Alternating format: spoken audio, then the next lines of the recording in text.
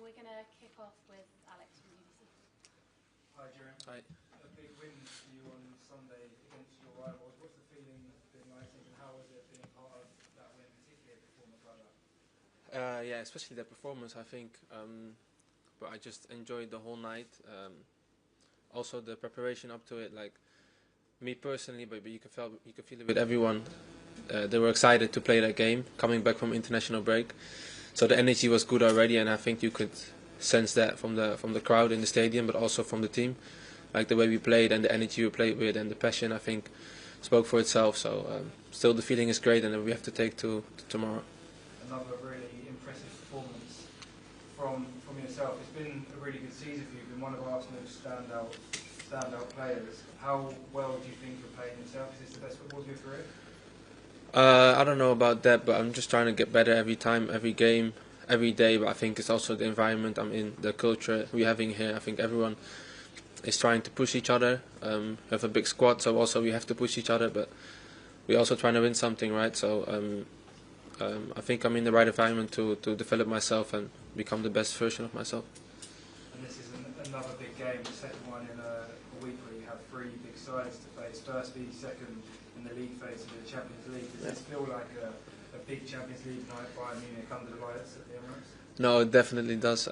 Even if it wasn't first or second place, I think Bayern Munich is a big club. They have a great team, great players, great coach. So it's going to be a tough game either way. And I think two teams that want to press, want to play. So I think for the fans, it's going to be an exciting game as well. Damish? Hi. I'll give you two quotes, okay? We're going to try and guess who said this. I have to guess who said that? Yeah. Yeah, okay. Jurian Timber is the best fullback in the league at the moment. Maybe my mom? You probably find it's quite far removed from that. That was actually Gary Neville. And the other quote is, one player who's gone even beyond the high expectation is Jurian Timber. He's a special player and a special guy. That's Abs. Yeah. What's your reaction when you hear people talk about you in that way, and have you exceeded your own expectation? Yeah, good question. I think it's always nice to hear. Like compliments are always good to hear, especially if it comes from a teammate like Abs. And what I said, I think it's also the environment I'm in. It's like it makes you want to go harder, play better, also for your teammates. And I think we're having a lot of fun in and out training, and it's not just on the pitch but also off the pitch, and I think that's important. At the same time, playing for a big club, when everything goes well, it just comes with it as well. People start to say nice things about you, but sometimes, like within a season, also even within a good season, sometimes you have some bad moments, and also then people will say stuff, and so it's also, I think, important not to get too much attached to what people say outside. But what I said, it's always nice when people say nice things. Just picking up on that, the bookies have got Arsenal as the outright favourites to win the league, and maybe even have an even more special season with the other trophies that you're competing for. How do you shut out the noise, and what role does Mikel Arteta play in that?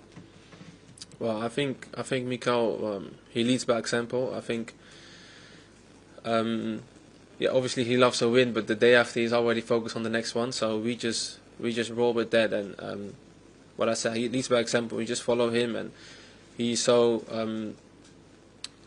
on it in that sense of like focusing on the next game, that also you don't have too much time to enjoy the last one. I think that's important, and the culture and the environment I just talked about, I think he created that, and he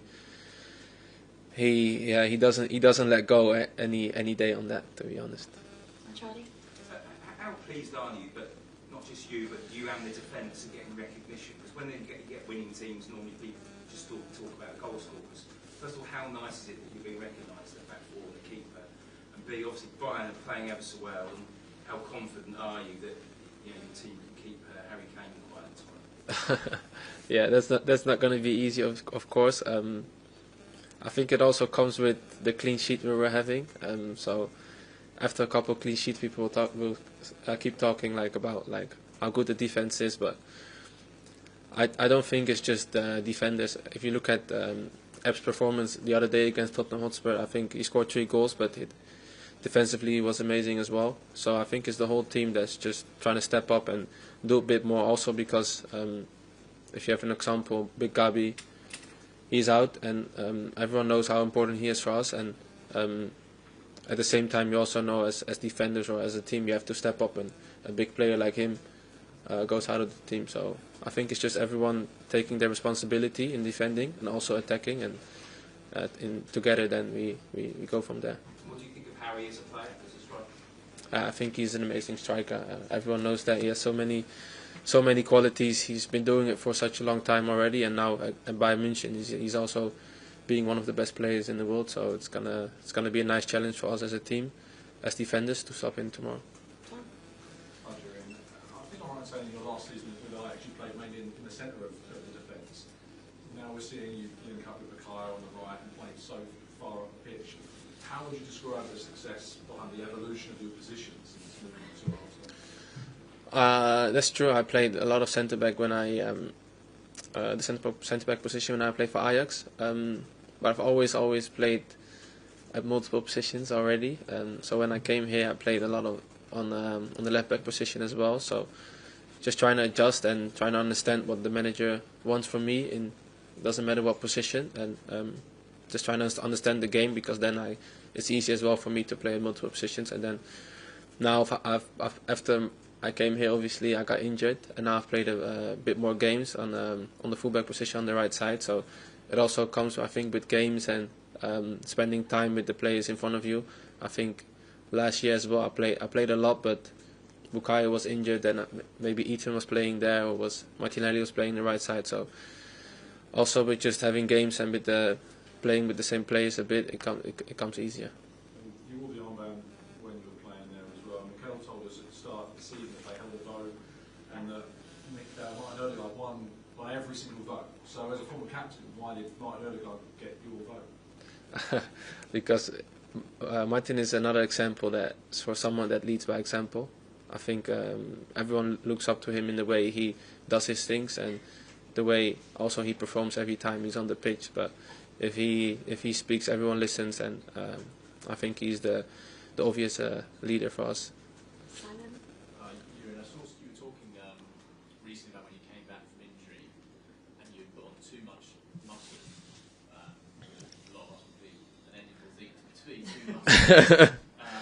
What was sort of the situation that led to that, and how did you change it when you came back? Sort of trying to do so. Obviously, when you're injured, you're in the gym a lot. So my body, if I'm doing a lot of, I was talking, I think, about my upper body, and when I'm in the gym a lot, my upper body goes quite quick. So I try not to do it too much, but it's also like here at Arsenal, we have some great coaches here, and I realized that already very quick when I did my ACL, that the physios and the strength and conditioning trainers are amazing. So they help me with that, and I don't have to think about it by myself, luckily. And I saw as well you've also taken up Pilates. Yeah, that I like to do, yeah. You did, and what was the sort of reason behind that, and how has it helped you? Yeah, also a recommendation from Arsenal. That's something I do here, and I do it every week, and it's just part of my routine, something I like to do. That's more core done and a bit of stretching as well. Yeah, just something I add to my recovery, I would say, or just trying to stay fit, you know. Sam? The fans always look forward to posting Bible verses on social media before games. What's the process by which you choose them? Is there a meaning behind which particular game you have one lined up? No, I don't have one lined up, but it's very different every game, to be fair. They just come to me as I'm speaking to teammates or to the people around me, close to me, or family, and then I just come up with one that fits for that day by myself or for the game. So it's very different every time, but just trying to bring the world into my thoughts as well. Are you conscious that the fans kind of now wait for it and look for them when they come? They do, yeah, because the other day I think I almost forgot, and I got a lot of messages. I was like, "Where's the Bible verse?" So it's quite fun, yeah. Sam? In terms of Mikel Arteta's system, then, with the fullbacks, what kind of areas when you're playing fullback that you have to kind of keep in mind? Because obviously the way he plays can be very different to other teams across the league. So what are the kind of nuances with that position? The differences in the positions? Yeah, between like a fullback for, say, Arsenal doing Arteta compared to a regular fullback. Oh, that's a lot. To be fair, when I was at Ajax, there was already it already made me think in a different way, I think. But when I came here, this obviously is another level, and I think if you look at a game of Arsenal, I think you can tell it's like there's a lot been asked from you, but I think it's fun. I enjoy that process, and I think it makes me better as a player and as a person. Helps me to understand the game better and think more about the game, and that's, I think, a good thing. And in terms of obviously the clean sheets your team has already mustered for the season, physicality is a part of it too. How important is the physical aspect, the height that you guys have got in terms of intimidation and just physically strengthening the opponent? Yeah, I think very important, but there are so many aspects in the game that are important and that come together and then eventually help you win. But definitely the physical aspect is a big thing. I think we are a physical team. We play physical as well, and we just trying to win our duels. But I think it's also a mentality we have in our game, and something we can always fall back on. Hi, Jurian. Manager mentioned last week, obviously with the loss of Gabriel, he says that the team's lost its leader in defence. Is that something you feel you can step up now and be one of the people that really sort of takes the initiative? Yeah, I think we have to, because I think the manager's right. The presence and the leadership Big Gabi brings is something massive for our team. So what I just said as well, I think as a team, as defenders that are playing in that moment, whoever it is, I think you have to step up and maybe bring a bit more, and that's what we're trying to do. And obviously playing against Bayern teams, won 4 out of 4, you've won 4 out of 4, not conceded, they're the joint top scorers. How much of a statement would it be to get another clean sheet and a win against a team like that? Yeah, could be a big statement. I think just winning from Bayern Munich is I think a big thing. Whether they conceded a lot or not, I think they're a good team. They're tough to play against, so I think it's the same for us. So it's going to be a good game. Hi, Jurian. Hi. Arsenal fans are convinced that no wins are able to get the better of you. Tomorrow you're facing Mikel Arteta. How do you prepare for a matchup like that? Just like any other matchup, to be fair. Every week, every game, there's someone again that's very tough to defend, and luckily I'm not on my own on the pitch. You do it as a team, and just trying to be aggressive and always focus on my defensive part first, and then my attacking as well. And AD1N is superb goal scorer form, but you guys are defensive at another level this season. Do you guys tell yourself that you guys are the best defenders in the world, or just defending to stay humble and just approach the game calm? Yeah, you say it right there. It's just staying humble, approach the game calmly, but also aggressive. And also, I think Sunday was an amazing game, but there's so many things still for me personally that I can do better, defensively, but also in attacking, and that's the same for the team. So we're just trying to find those things every time again, and we have to get better as well, because I think there's still like a level to reach for us that needs to be reached.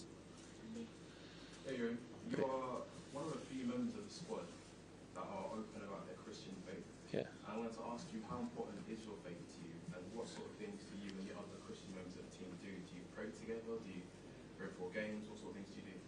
Yeah, for me it's a way of life, my faith, and I try to live by it.